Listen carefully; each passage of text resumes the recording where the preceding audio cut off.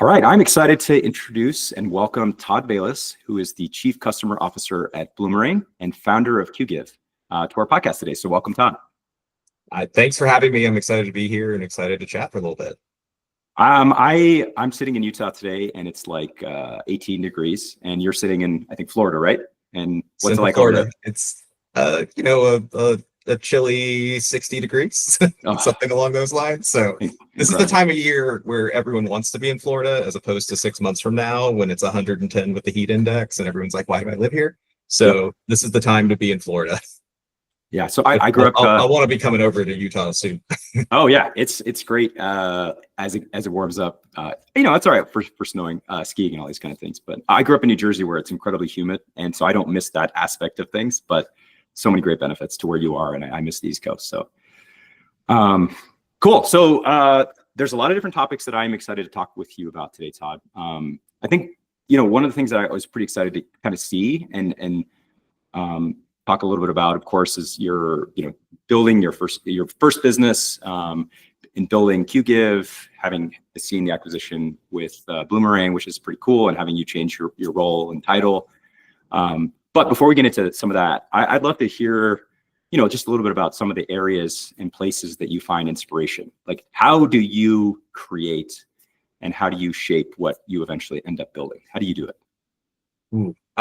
So that's a tough one, because what you're really trying to do is blend the customer feedback. So it always kind of starts with, how do we focus on what the customer is ultimately trying to solve, like a root issue? And I think it's always important that you really try and understand what the root issue of things are, because a lot of times it comes out in a different format or a different, you have to kind of read between the lines a little bit. So if we can take that customer feedback, understand and kind of get it at a deep level and understand the root issue they're trying to solve, then maybe we can solve it in an elegant way and kind of build towards that. And then you try and marry in, obviously, the strategic focus and the components of what's happening competitively on the landscape and those sorts of things, and then how those two kind of merge together, and where those kind of common points are. And then that helps you prioritize and build the things that your customers are asking for, while also kind of remaining competitive and building forward. So it doesn't always look exactly like the customer is describing it, but oftentimes if you look a little bit deeper, you can solve multiple things just by understanding the root issue of it. So that's where I draw inspiration. That's where I try and help guide product teams and other areas, and that sort of stuff is really kind of starting with that customer voice, and then marrying it with all of the other aspects, because ultimately they're the ones that we're serving, they're the ones that pay the bills, and they're the ones that we need to continue to delight and make happy. So right, I think that's spoken like a chief customer officer, probably, but I think it's perfect. Well, one thing it kind of reminded me of, I'm sure you've heard the quote or phrase, I think it's from Henry Ford. He said, if I asked them what they wanted, they'd say faster horses. Absolutely. How do you figure out, like, if you're building a faster horse or if you're building the right thing? Because I agree with you. I think the customer feedback is critical, right? Well, what's funny is I use that story all the time. So it's definitely one that I'm familiar with, and my team will actually laugh. They'll say, "Oh, I've heard that before." Yeah. I think that's part of where the wisdom and the experience kind of come in, and you just have to understand. That's where the strategy kind of sits, right? Like, where is the market going? What's the white space, and kind of how are we continuing to solve the root issues? I think, again, you can very much fall into that if you become surface level in your understanding of what the customer's daily routines are, what they're trying to do. And so I think it's a little bit of understanding where you feel the white space is going and where the kind of strategy makes sense. And that's some time, experience, and a little bit of I don't think it's formulaic. I think it just takes a lot of thought, and that's why you have a team. That's why you help. That's why it's not one person. It's hundreds of people trying to row in the same direction and get that stuff going. So that's that's ultimately the hard question to solve. Yeah, absolutely. When you think about, like, the origin story, sort of like Peter Parker to Spider-Man, but in your case, Todd, I don't know, the undergrad or grad, post-grad who becomes CEO, like, tell me about Qgiv. I'd love to understand, like, what was it that inspired you to want to get into this space and actually spend what presumably became a lot of time here? So it started, I actually grew up in the nonprofit world in a lot of different ways. So I was involved as kind of from a program perspective. I was a youth board member of an organization called Campfire. And it was really impactful on my life as it kind of built up and kind of through leadership levels, program levels, like in volunteering and those different areas. And then it was kind of born out of what I affectionately called doing anything anybody would pay us for when we were in college. With a co-founder of mine, like that's an important thing, right? We need we need to have money to spend and pay rent and all those other things. And so, that kind of we created a proof of concept and then kind of failed our way forward, I think would be the best way to describe it. And really kind of focused on the fundraising aspect of it and how to be both wide and deep in terms of the functionality.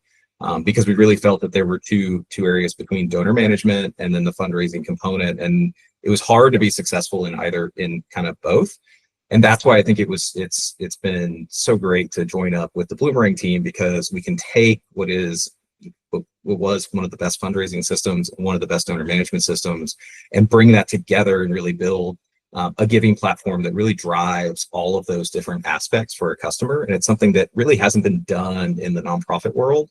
It's a lot of kind of pieced together systems that don't always talk to each other. I mean, or they're loosely integrated, for lack of a better term. And so it's an opportunity with Bloomerang to really continue to build and solve some of those core customer issues in a way and build it right, in terms of taking the time to build the plumbing, to build how the products come together from an integration perspective and from an experience perspective, and do something the industry hasn't really seen or been able to accomplish for a whole lot of different reasons. And so that's the exciting part, is that we can truly, again, I think, solve that root issue, which is that our customers might have 5 or 6 different solutions, and some of them talk, some of them don't, some of them work. And we have the depth and the breadth to solve those in a singular platform and have them talk in a way that it makes sense to an organization without a high level of configurability and custom things and all this sort of stuff. Really simplify that. And we as a team are dedicated to that at Bloomerang, and we're excited about it. So that's the 5-minute progression that includes all of it, I guess. But it really is about failing forward and learning from mistakes, listening to customers, and then continuing to marry that with where the strategy with where the market's going and all the other pieces. So I especially like I think the phrase was "do anything anyone would pay us for." I talked to that's what you do when you're 19 or 20, right? Yeah, exactly. I remember I got my first job offer and I showed it to my dad, and I think he was probably thinking like, "Wow, that's." I mean, he didn't say anything. It wasn't like I felt like I could see it in his eyes, like, really. But I think he was like excited that I had that job offer. But I talked with the CEO of Customer.io, which is a marketing automation product, and he mentioned that he and his co-founder were like, we literally just want to replace our salary, and that's like our first financial goal, so that we could then spend time and work on this really cool project. And I think a lot of the time, there's either this, it came to me in a dream, or which I realistically don't think actually happens that often. But I think it's a good story, right? yeah, it's certainly fun, but I think this one feels more tangible and real. So let me ask you. Actually, there's a lot of accidental entrepreneurs that kind of come out of, hey, I started doing something and it started working, and then I kind of kept going, and so and then that one step leads to another, and you are where you are. Yeah, exactly right. So you mentioned kind of failing forward, figuring things out. I think we all maybe don't understand how difficult and challenging building a company, building the right thing. You talked about strategy and execution and customers, but can you talk a little bit about some of the times where it was just a struggle, things were hard, you had to kind of overcome either yourself or, a founder relationship or something that was going on even in the market where you're just like, I don't know if I'm doing the right thing, but you just kept going?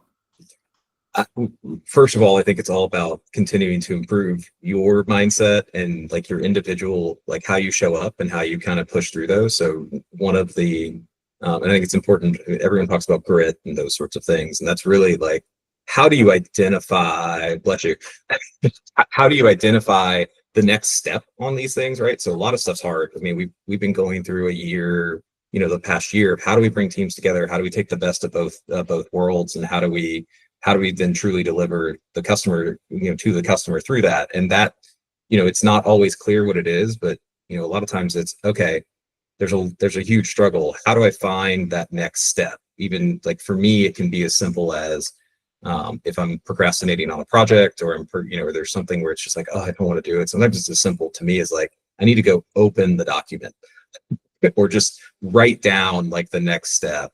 And it's just it. So for me, it's always about identifying even micro ways to kind of build a little bit of momentum that then all of a sudden you get into a flow. And then all of a sudden you're like, okay, well, hey, this isn't as hard as it seemed, just because I've spent a little bit of time building that flow and finding those micro things that help get you, started. And then momentum begets momentum. I love that idea. I think the idea of these sort of micro starts absolutely makes sense to me. I know every day it's like, I think my first micro start is literally like my alarm goes off at 6, I get out of bed and I go work out. And if I can just roll my body out, I'm good. It's like the whole day is great. Right. And then it's all of a sudden one foot in front of the other. And then you're at the end of the day, you're like, man, look at how much I've accomplished. And it all started with, simply like getting out of bed. So Yep. Yeah. I highly identify with that. And that's what takes a lot of it. That's what I think takes, can truly help people, move forward. Yeah. So, and then tell me a little bit, you talked about, building a great team, kind of making the experience great for your customers. I don't know what your sort of company's dynamic is, whether with Qgiv, Bloomerang, or both, but it's just all Bloomerang. We are one team under Bloomerang. One, okay. Yeah, all Bloomerang, one team. Yes. All right, cool. And is this a remote organization? Are you guys all in the same office somewhere? What's the kind of dynamic like? And I guess part of the question I'm asking is like, I think building a strong culture, whether it's in person, remote, multi-country, global, whatever, it always seems difficult. So I'd love to hear your perspective on building a strong culture, team, et cetera. Well, I think it starts, one, we are a remote first company. And I would call Qgiv, prior to acquisition was a hybrid. So we had a kind of core office, and we had a lot of people who came in and out, but we also had plenty of people who were hybrid or flex. And so we've moved more to a remote culture. And so I think we are a remote company. So I think that the biggest thing as you go through that, and it starts with leadership. It starts from the top. Our CEO Dennis is great at this in terms of, we have to define what our values are and the behaviors that follow those values. And as long as we are living those and we're holding people accountable to them, and it's not just things on the wall, but it's a social contract in terms of what the behaviors are. And for Bloomerang, it's act, simplify, and care. And there's a whole lot of behaviors that fall behind those. But they drive what we try and do, what we want to aspirationally be on kind of every day. And then how are we holding each other accountable to it? So it's not just myself with my team, or Dennis with Bloomerang, or any of those. It's individuals holding individuals accountable. And that's how you build that. And sometimes people say, like, self-select, they say, hey, this does not, I don't identify with this. And that's okay. Like, that's great. You got to find an organization that you identify with those, not just the values, but the behaviors that fall behind it. And so just being very intentional around that helps, I think, regardless of whether the culture is a remote culture, or whether it's a hybrid or in person or any of those things. That's what makes culture a living, breathing thing. And how do you, okay, so I totally agree. I think there's some really excellent parts there, right? I think what's really interesting that you especially highlighted first was not like, was that you started with, we define the culture and we define the values and the behaviors. So it's like you kind of, absolutely, you paint what you want first before you go, it's interesting. And so I guess, like, presumably it comes into interviewing and then onboarding and sort of like everyday absolutely stuff, performance management, all these kind of things, right? It's just totally. Okay. Yep. Yeah. It's gotta be a cohesive process, because I mean, like anything, if you aren't interviewing and looking for those things and finding and defining some of those specific behaviors that fall behind the kind of broader values, that's where you get into that misalignment. And especially when you have act, simplify, and care as kind of broad values, if you're not more specific on that, ACT can mean a lot of things to people, or simplify can mean a lot of things. To take an example of simplifying something actually is the mastery of it. You have to understand all of the complexities behind it with which to simplify. So it's not easy, which can be synonymous with simple sometimes. And so, those are the types of things that you have to move throughout the kind of the journey of a team member coming into the organization, and how they maintain it, and how we do it across the board. And so how about care? Is care like details, make it right? I'd love to hear more about that one. That sounds pretty interesting. So care is like, we care about the industry and we care about our customers, and it is about meeting them all the way, and really understanding where they're at, putting ourselves in each other's shoes, and being able to, get back to the root issue thing, right? Understand what their root problem is, and then work to document and simplify that into our actions. So it's not just care about a specific client, it's actually also, for us especially, caring about the industry that we serve as well. So but again, identifying root issues, driving into those, being able to translate those into usable things from, to inform product, and really drive that voice of customer over. So that's an example of it. Okay. And we also we care about each other too, right? Like that's the other one. It's like we're all it's not just caring to customers, it's caring about each other. And that means, meeting each other all the way, because some days you never quite know where your day, like where somebody else's, how their day's going, right? So sometimes that extra step that you have to take, maybe to go meet them where they're at, can be huge. And then if everyone's doing that, it works out. I totally agree. I think that empathy, understanding, caring about your team, it's just a good example. And actually, it brings me to a question. But we have a sales rep who lives down in Southern California near these fires in the Palisades. And so like every day he's like, hey, sorry, I just cannot do anything this morning because my daycare with my kids is not available. And it's just like a huge ongoing problem, obviously, for the whole community, but for him as well. And I think trying to be flexible and helpful is super important for us, as opposed to just figure it out, man. It's like, can't quite do that. No, you have to have that empathy and be able to do that, and really understand where people, again, meeting them where they're at and helping people. We had team members that were impacted in North Carolina from the hurricanes that went through. And so again, how do we help? How do we continue to, be flexible in those areas, and, be understanding?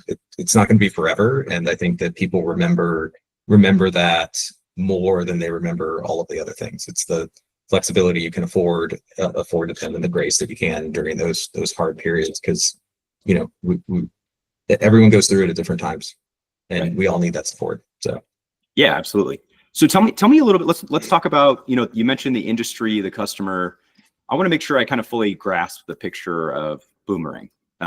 Yes. So is it like, let's say, for example, Scott personally wants to donate. Is it like Scott's company with all of its employees want to donate? Like, tell me a little bit of actually sort of like the brass tacks.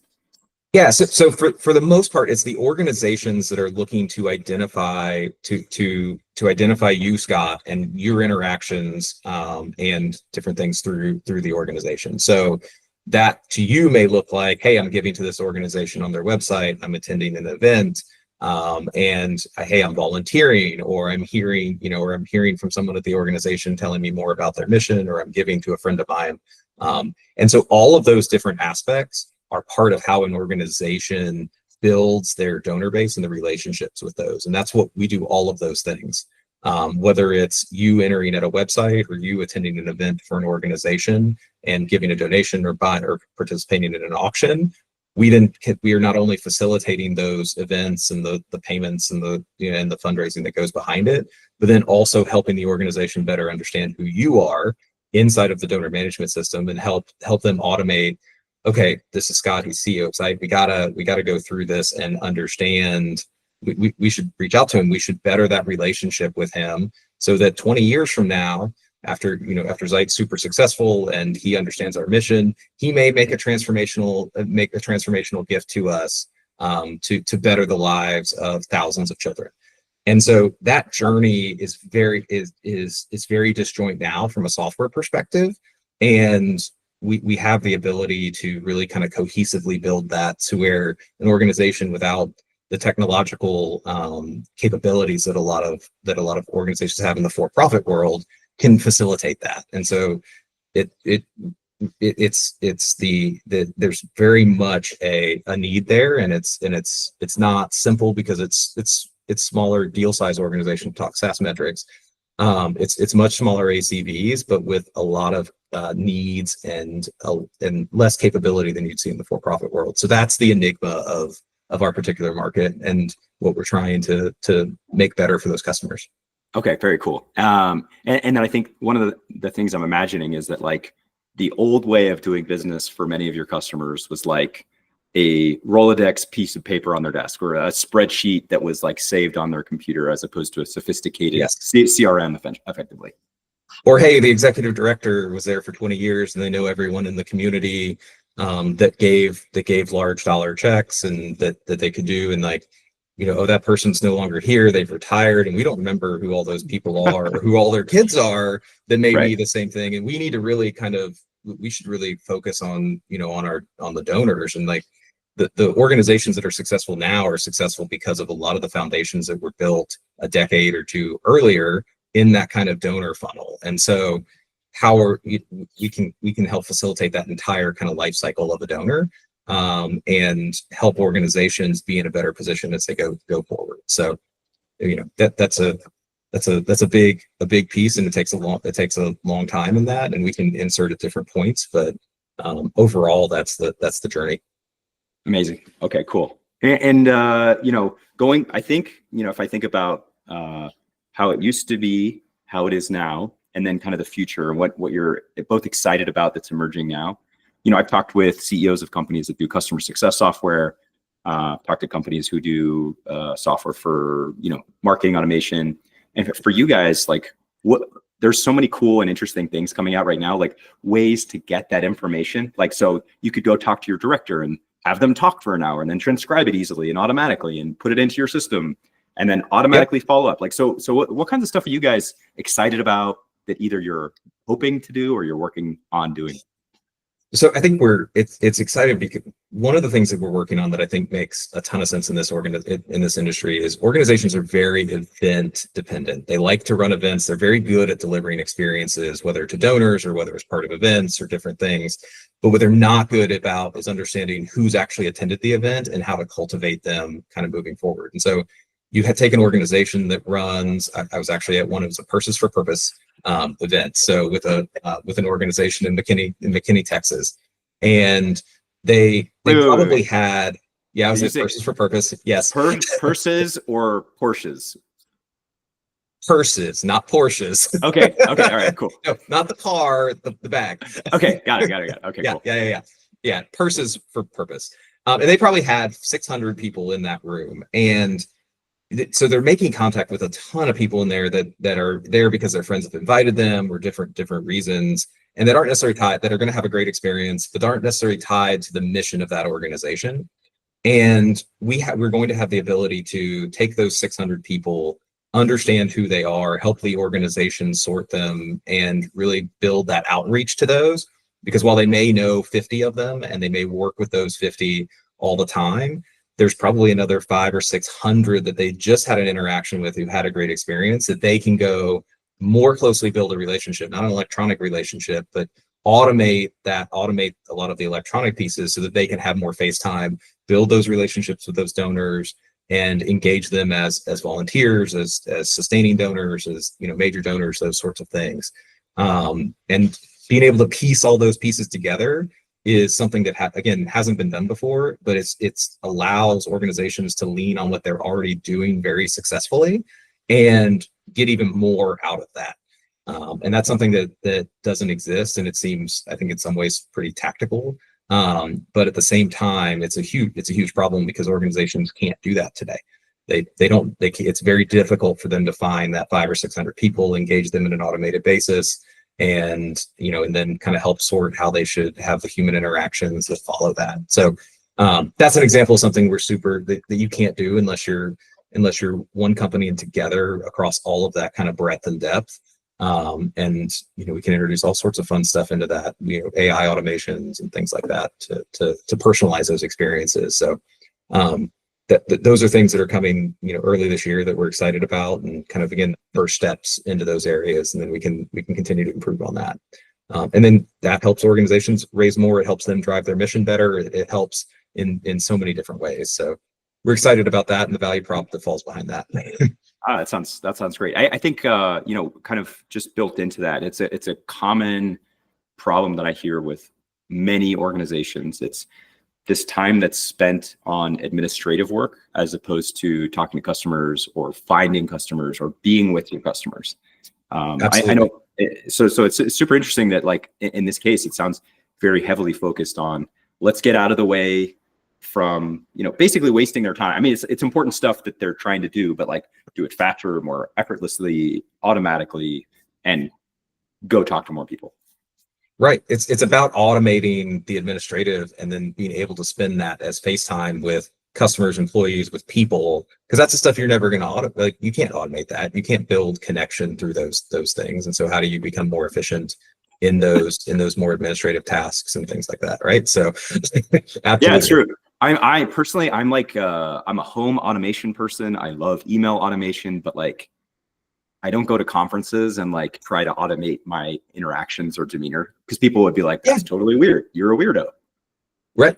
No, it's about meeting people, and maybe you've automated how you're going to organize who you meet and who you need to be talking to and those sorts of things. But it's not about replacing that interaction. So it's about augmenting it and making it more efficient. So when you go to these conferences, Purses for Purpose, for example, I don't know, but perhaps you hang out, you meet with your customers, or you're trying to find potential new customers, right? Are there times where you get feedback in person that both either surprises you or disappoints you? And can you talk a little bit about that? Like, how do you stay resilient to what is presumably a never-ending feedback cycle? Yeah, the answer to that, this is always. You get all of those different, right? But I think you have to look at it as feedback is a gift, especially negative feedback that's coming from a customer, because they're taking sometimes the noisiest customers are actually some of your best customers.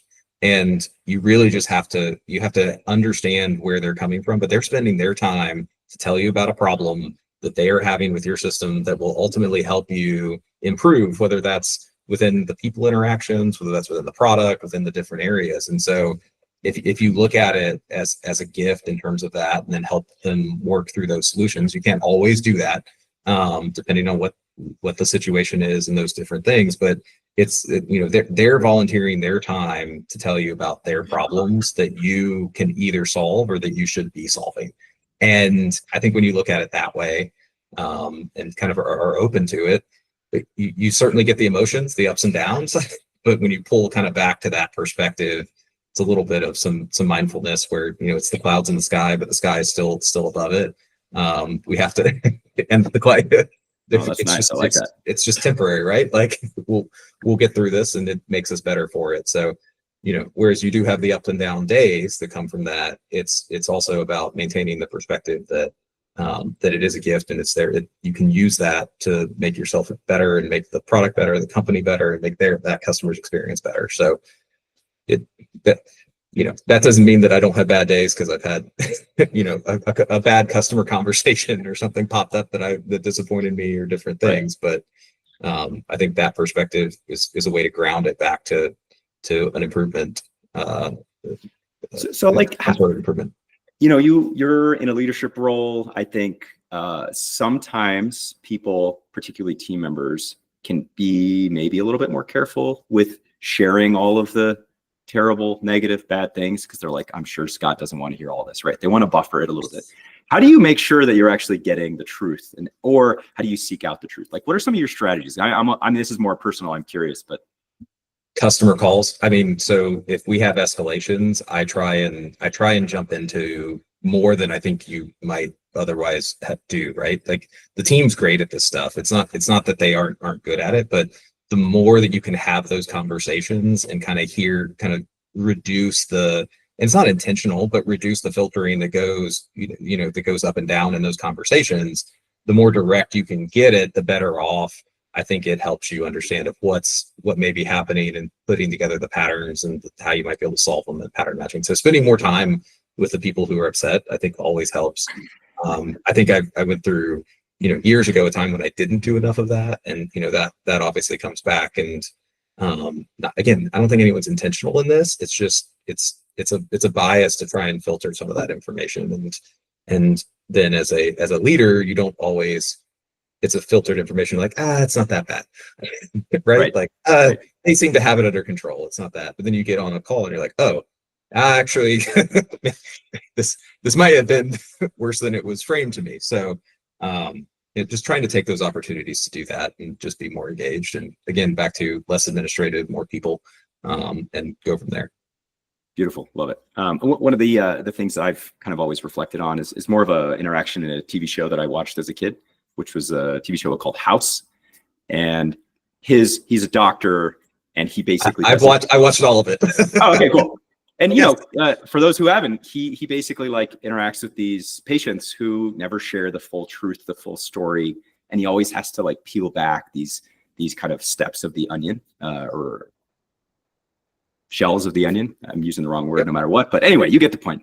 And I think his skeptical, maybe overly negative view ends up helping him find the truth, which I think is always super interesting. Well, and I think that's about being curious in those conversations, and a little bit about, I go back to the root issues thing. So I think people sometimes think I'm repetitive on things I say, but if you're curious and kind of can seek that stuff out, then it helps give you perspective, and direct perspective, not interpreted perspective.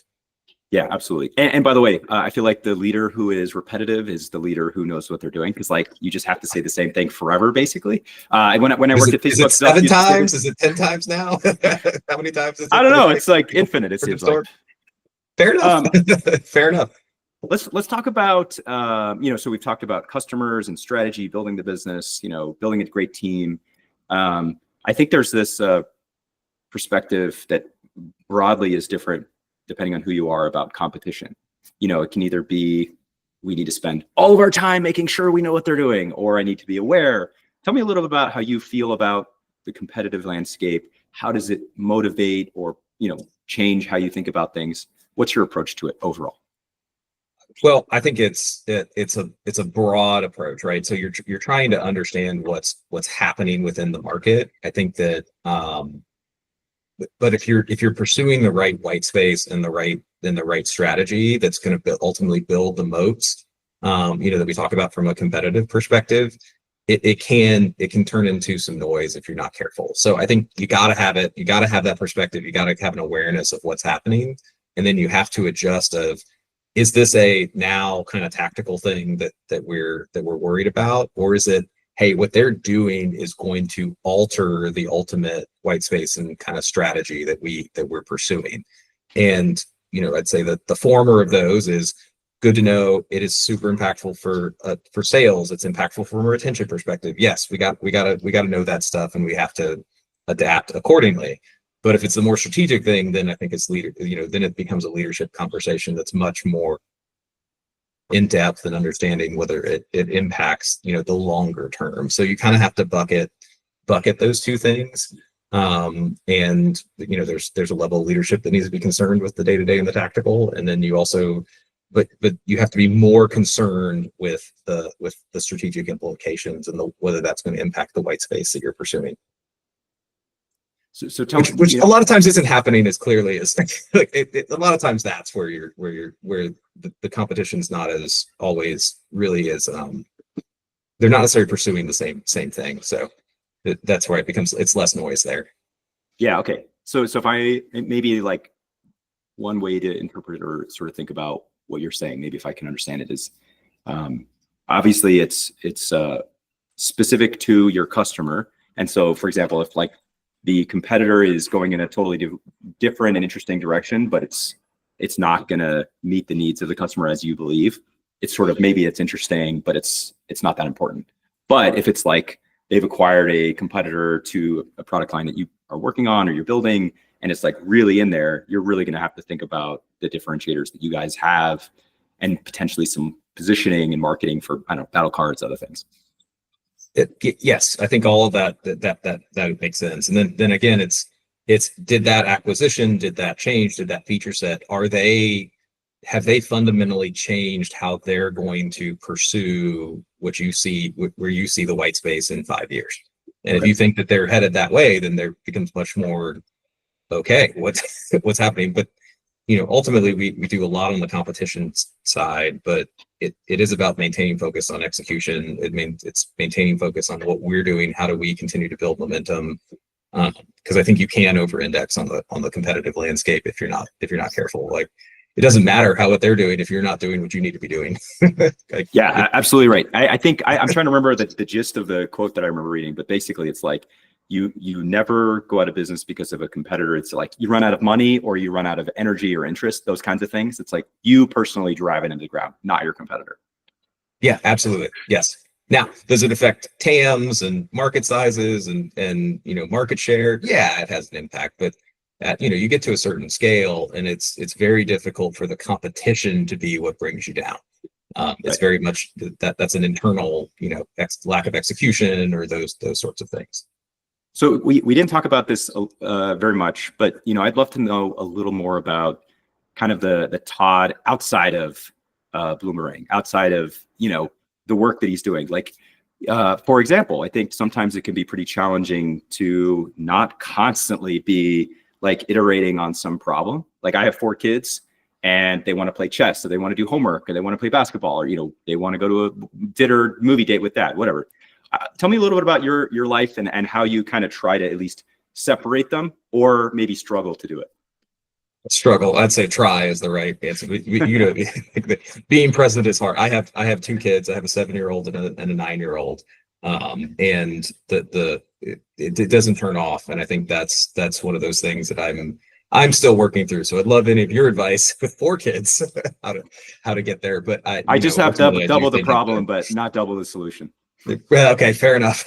But you're right in terms of the presence and turning that off. I have not been super successful at being able to truly turn that off and through it. But I do try and be present and mindful, when I'm with family or when I'm doing other things. But it's always kind of there in the back of your head. So like, how are we going to do this? And what about this piece and that piece, and just kind of all of the the problems and future, whether present or future. So I identify with that. I don't have any good advice.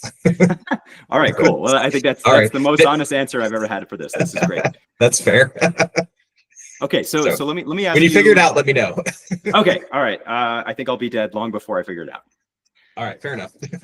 So I have kind of 2 quick follow-up wrap-up questions, basically. So I think first of all, Todd, you've built a great business and you've built a great team. It sounds like you've built a great family. Like, when you think about Todd, the 18-year-old, 19, 20, I think even graduating from Carnegie Mellon, like you did with, what is the piece of advice or couple pieces of advice that you're just like, you would love to have shared, but couldn't, or nobody did? Ooh. Keep going. It'll all work out if you just keep grinding. Okay. Right. Like, I think largely I might have followed that as when I was younger, but I do think it's about not being as worried about where the ultimate end is, and that that the journey is a part, and kind of probably the more important part of it, and continue to kind of that it will work out if you continue to pay attention, you continue to grind, and you continue to focus on customer issues and how you solve them and where the white space is, and the other pieces will work their way out. So it'll, I guess maybe be a little more zen about it. It's okay. You will get there. It's just going to take some time.